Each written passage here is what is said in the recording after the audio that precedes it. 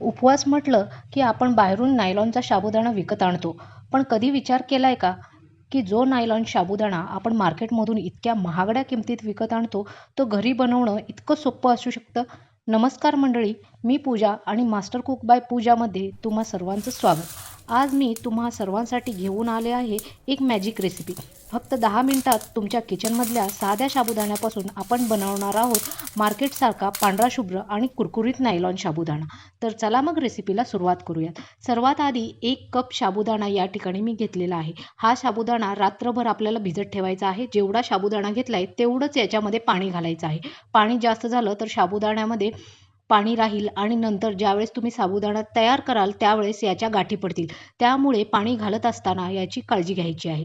रात्रभर साबुदाणा जो आहे मी भिजत ठेवला होता. या ठिकाणी पाहू शकता साबुदाणा एकदम व्यवस्थित भिजलाय आणि अगदी मोकळा आणि सुटसुटीत असा तयार झालेला आहे. आपल्याला नायलॉनचा साबुदाणा तयार करण्यासाठी अशाच पद्धतीचा साबुदाणा हवा आहे. साबुदाण्यामध्ये थोडंसंही पाणी जास्त झालं तर लगेच चाळणी लावून ते पाणी आपण काढून घ्यायचं आहे. त्यानंतर या ठिकाणी एक मोठं पातेलं घेतलेलं आहे. त्याच्यामध्ये पाणी घालून आता या पाण्याला चांगली खदखदून अशी उकळी येऊ द्यायची आहे.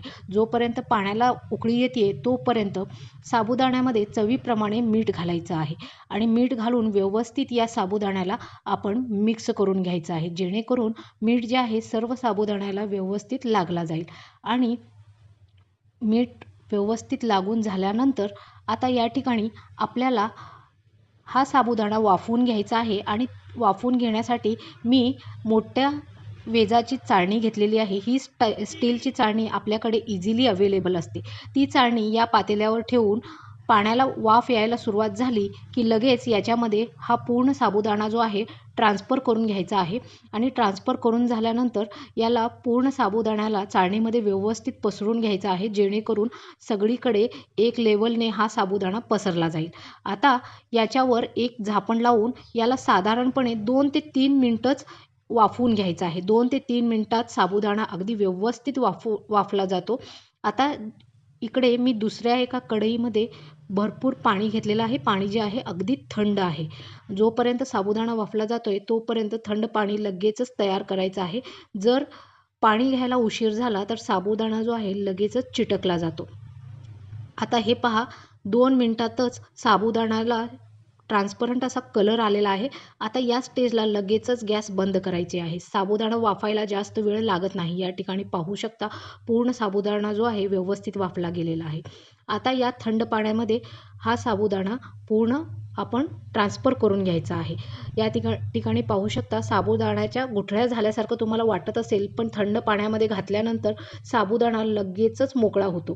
त्यामुळे सुरुवातीलाच मी तुम्हाला सांगितलं होतं, ज्यावेळेस साबुदाणा तुम्ही भिजू घालताय त्यावेळेस त्याच्यामध्ये मोजूनच पाणी घालायचं आहे. पाणी थोडंसंही जास्त झालं की साबुदाण्याच्या गुठळ्या होतात. आता याला अशा पद्धतीने हाताने हा पूर्ण साबुदाणा जो आहे सैल करून घ्यायचा आहे. साबुदाणा तुम्ही थोडासा चिवडला की लगेचच सैल व्हायला सुरुवात होते आणि सुरुवातीला जर हे पाणी पांढरं झालं आणि थोडंसं कोमट झालं तर लगेचच आपण काढून आणखीन एका पाण्यामध्ये याला 5 मिनिटं रेस्ट होऊ देणार आहोत, जेणेकरून जेवढा पण साबुदाणा आहे तो पूर्णपणे सैल होईल. तर हे पहा, काही साबुदाण्याच्या थोड्याशा गुठळ्या आहेत आणि निम्म्याच्या वर जो साबुदाणा आहे तो अशा पद्धतीने मोकळा झालेला आहे. तर सुरुवातीचं हे पाणी याच्यामध्ये व्यवस्थित मी चिवडून घेतलं आणि त्याच्यानंतर हे पाणी जे आहे ते पूर्ण ओतून घ्यायचं आहे. पाणी थोडंसं कोमट झालं आहे आणि पाण्याचा कलरसुद्धा चेंज झाला आहे. तर आता या स्टेजला पाणी काढून घ्यायचं आणि हे पहा, साबुदाण्याला ट्रान्सपरंट असा किती छान असा कलर आलेला आहे.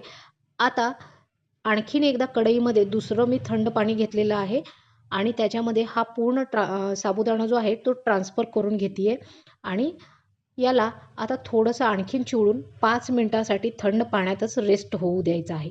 5 मिनिटानंतर तुम्ही पाहिला तर हा पूर्ण साबुदाणा जो आहे अगदी मोकळा झालेला असतो. हे पहा, किती छान असा साबुदाणा तयार झालेला आहे.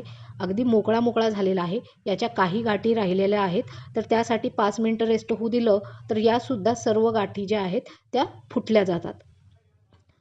आणि हा साबुदाणा करायला सुद्धा जास्त वेळ लागत नाही आणि एकदा करून ठेवला की वर्षभर छान टिकतो. तर हे पहा, अगदी मोकळा असा साबुदाणा तयार झालेला आहे. आता आपण याला वाळू घालणार आहोत. वाळू घालण्यासाठी तुम्ही हवं असेल तर 2 दिवस फॅनच्या हवेला, नाही म्हणलं कडक उन्हामध्ये वाळवत असाल तर 1 दिवसामध्ये लगेचच हा साबुदाणा वाळून तयार होतो. मी फॅनच्या वाऱ्यालाच हा साबुदाणा वाळवून घेते आहे. तर वाळू घालत असताना सुद्धा तुम्ही ज्यावेळेस साबुदाणा वाळू घालताय त्यावेळेस सुद्धा याला अशा पद्धतीने सैल करूनच वाळू घालायचा आहे, जेणेकरून हा साबुदाणा अगदी मोकळा मोकळा होईल. तर या ठिकाणी पाहू शकता, हाताने शिंपडून शिंपडून तुम्ही साबुदाणा टाकला की अगदी मोकळा मोकळा असा वाळला जातो. आता पूर्ण या साबुदाण्याला मी 2 दिवस फॅनच्या वाऱ्यालाच वाळवून घेणार आहे. तर अशा पद्धतीने पूर्ण प्लास्टिक शीटवर हा साबुदाणा मी पसरून घेत आहे. या ठिकाणी पाहू शकता, साबुदाणा जो आहे अगदी मोकळा तयार झालेला आहे. कुठेतरी एखादी गुठळी याची राहिलेली आहे. बाकी सर्व साबुदाणा मोकळा तयार झाला आहे. आता 2 दिवस नंतर हे पहा, याच्या उरलेल्या गाठीसुद्धा फुटल्या गेल्यात आणि अगदी व्यवस्थित परफेक्ट असा नायलॉनचा साबुदाणा हा तयार झालेला आहे. तर हे पहा, याचा आवाजसुद्धा तुम्हाला ऐकू येत असेल. अगदी मोकळा असा आणि कलरसुद्धा खूप छान आलेला आहे. एकदम पांढरा शिप्पट असा हा साबुदाणा तयार झालेला आहे. आता याला आपण एका ताटामध्ये काढून घेऊयात आणि हा साबुदाणा आपण फ्रायसुद्धा करून पाहणार आहोत. याचा तुम्हाला आवाजसुद्धा ऐकू येत असेल. एकदम छान असा फॅनच्या वाऱ्याला वाळलेला असला तरी एकदम छान असा वाळून तयार झालेला आहे. आता या स्टेजला आपण हा साबुदाणा थोडासा फ्रायसुद्धा करून पाहणार आहोत. तर या ठिकाणी मी कढईमध्ये तेल घेतलेलं आहे. तेल अगदी कडक तापवायचं आहे आणि त्याच्यामध्ये हा साबुदाणा घालायचा आहे. तर हे पहा, साबुदाणा लगेचच फुलतो आणि एकदम आपण मार्केटमधून जसा साबुदाणा विकत्रीचा आणतो तसाच हा साबुदाणा तयार होतो आणि चव तरी मार्केटवाल्या साबुदाण्यापेक्षा 10 पट याची चांगली लागते. तर आता सर्व साबुदाणा जो आहे तो तळून तयार झालेला आहे. आता याच्यामध्ये तुमच्या आवडीनुसार मसाले तुम्ही वापरायचे आहेत. याच्यामध्ये मी थोडेसे शेंगदाणे, त्याचबरोबर हिरवी मिरची आणि बटाट्याचा कीस तळून वापरलेला आहे. बटाट्याच्या कीसची रेसिपीसुद्धा माझ्या या चॅनलवर मी लवकरच अपलोड करणार आहे. तर तिलासुद्धा भेटायला विसरू नका. पाहिलंत ना, हा साबुदाणा अगदी मार्केटसारखा पांढरा शुभ्र आणि कुरकुरीत तयार झाला आहे. तर मंडळी, आता बाहेरून महागडा साबुदाणा आणायची गरजच नाही. फक्त 10 मिनिटं द्या आणि घरच्या घरी हा चटपटीत चिवडा तयार करा. जर तुम्हाला माझी ही छोटीशी ट्रिक आणि आजची रेसिपी आवडली तर व्हिडिओला लाईक करायला विसरू नका. तुमच्या एका लाईकने मला खूप प्रोत्साहन मिळतं. आणि हो, अशाच सोप्या आणि हटके रेसिपीज बघण्यासाठी आपल्या मास्टर कुक बाय पूजा चॅनलला आत्ताच सबस्क्राईब करा आणि ती छोटीशी घंटा नक्की दाबा. तुम्ही ही रेसिपी नक्की ट्राय करा आणि तुमचे अनुभव मला कमेंटमध्ये कळवा. पुन्हा भेटूया अशाच एका झटपटीत आणि चविष्ट रेसिपीसह. धन्यवाद.